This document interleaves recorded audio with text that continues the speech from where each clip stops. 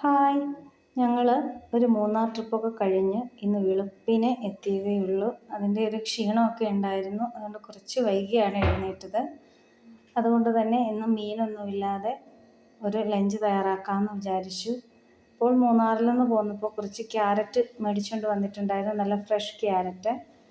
അത് കുറച്ച് തോരൻ വെക്കാനായിട്ട് എടുത്തിട്ടുണ്ട്. അത് ചെറിയ കഷ്ണങ്ങളാക്കി ചോപ്പറിലേക്ക് ഇട്ട് കൊടുത്തിട്ടുണ്ട്. അതൊന്ന് ചോപ്പ് ചെയ്തെടുക്കുകയാണ്.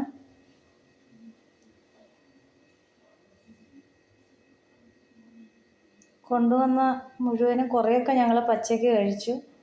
മുഴുവനും ചെറിയ കഷ്ണങ്ങളാക്കി എടുത്തെങ്കിലും കുറച്ച് മാത്രമേ ചോപ്പ് ചെയ്തെടുത്തിട്ടുള്ളൂ. ബാക്കി ഒരു പാത്രത്തിലേക്കാക്കി അങ്ങ് ഫ്രിഡ്ജിലേക്ക് വെക്കുകയാണ്.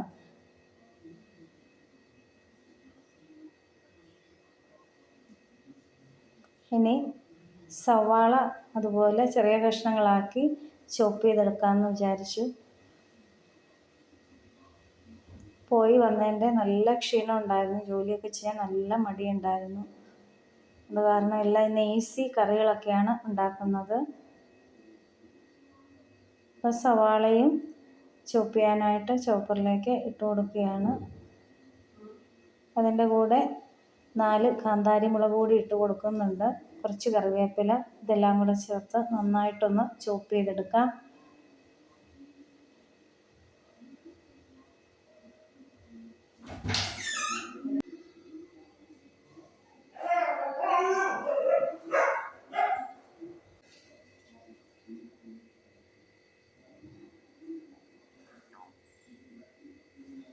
ഇപ്പം സവാള ചോപ്പ് ചെയ്ത് നമ്മൾ ചോപ്പ് ചെയ്ത് വെച്ചിരിക്കുന്ന ക്യാരറ്റിലേക്ക് തന്നെ ഇട്ട് കൊടുത്തിട്ടുണ്ട്. കുറച്ച് തേങ്ങ കൂടി ചേർക്കുന്നുണ്ട്.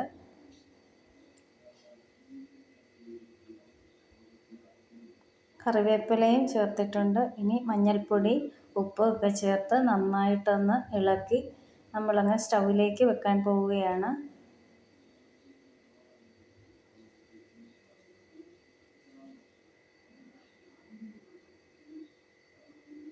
യാത്ര കഴിഞ്ഞ് വന്നതിൻ്റെ നല്ല ക്ഷീണമുണ്ട്. ഒരു പനിയുടെ ലക്ഷണമൊക്കെ ഫീൽ ചെയ്യുന്നുണ്ട്.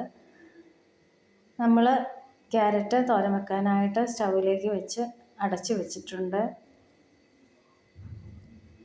ചോറ് തിളപ്പിക്കാനായിട്ട് സ്റ്റൗവിൽ വെച്ച് കൊടുത്തിട്ടുണ്ട്.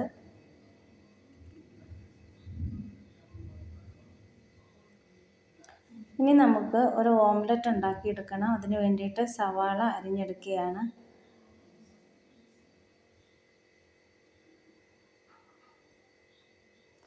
തോരന് ഇടയ്ക്ക് അടപ്പ് തുറന്ന് ഒന്ന് ഇളക്കിയൊക്കെ കൊടുക്കുകയാണ്.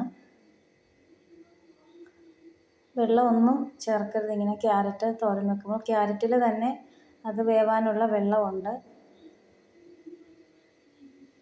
ഒന്നുകൂടെ അടച്ച് വെച്ച് കൊടുത്തിട്ടുണ്ട്. നമ്മൾ സവാളയും പച്ചമുളകും ഒക്കെ അരിഞ്ഞെടുത്തിട്ടുണ്ട്. മുട്ടയ്ക്ക് ആവശ്യമുള്ള മുട്ട ഒരു പാത്രത്തിലേക്ക് പൊട്ടിച്ചൊഴിക്കുകയാണ്. ആവശ്യത്തിന് ഉപ്പിട്ട് കൊടുക്കുന്നുണ്ട്. മുട്ടയിലേക്ക് ആവശ്യത്തിന് ഉപ്പിട്ട് നന്നായിട്ട് അടിച്ചു കൊടുക്കുന്നുണ്ട്.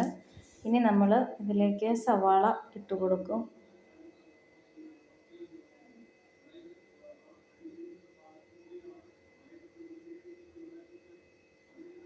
മുട്ട പൊരിച്ചെടുക്കുമ്പോൾ അതിലേക്ക് ഇഞ്ചിയും ചേർക്കാവുന്നതാണ്. ഇവിടെ ഇഞ്ചി ഇഷ്ടമല്ലാത്തതുകൊണ്ട് ഞാൻ ഇഞ്ചി ചേർക്കാറില്ല.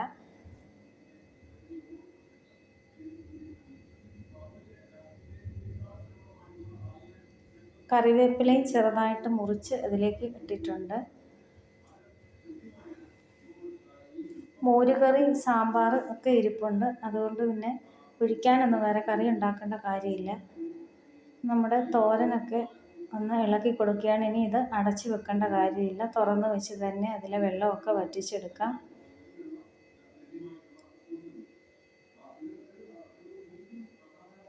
ഇനി നമ്മൾ കുറച്ച് ചെമ്മീൻ ചമ്മന്തി അരയ്ക്കുന്നുണ്ട്. ചമ്മന്തി അരയ്ക്കാനായിട്ട് ഒരു പാൻ വെച്ചിട്ടുണ്ട്. ചെമ്മീൻ ഒന്ന് ചൂടാക്കി എടുക്കണം. നേരത്തെ ഒരു ട്രിപ്പ് ചൂടാക്കി വെച്ച ചെമ്മീനാണ്. അത് തണുത്തിരിക്കുവായതുകൊണ്ട് ഒന്നുകൂടി ഒന്ന് ചൂടാകുന്നതിന് വേണ്ടി ഒരു പാനിലേക്കിട്ട് കൊടുക്കുകയാണ്.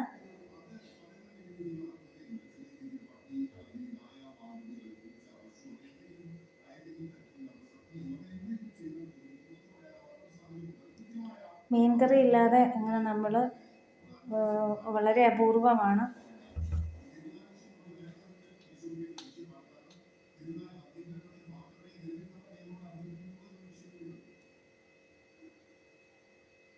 ഇവിടെ തോരനൊക്കെ നന്നായിട്ട് ഇളക്കി കൊടുക്കുന്നുണ്ട്. തോരനൊക്കെ റെഡി ആയിട്ടുണ്ട്. നമ്മുടെ കൊഞ്ച് കൂടി ഇളക്കി ഒന്ന് ചൂടായാൽ മതി. നേരത്തെ നന്നായിട്ട് മുപ്പിച്ചൊക്കെ വെച്ചിട്ടുള്ള ചെമ്മീനാണ്.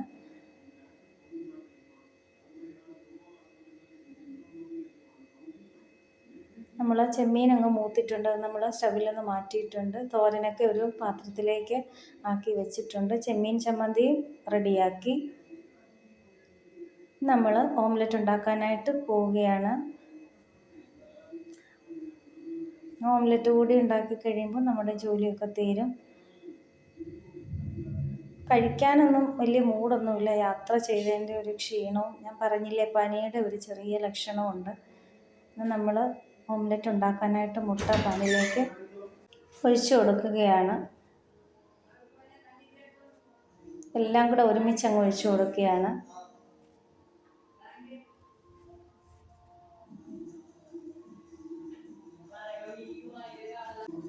മുട്ട ഒരു സൈഡ് മുരിഞ്ഞിട്ടുണ്ട്, വെന്തിട്ടുണ്ട്. നമ്മൾ മറിച്ചിട്ട് കൊടുത്തിട്ടുണ്ട്.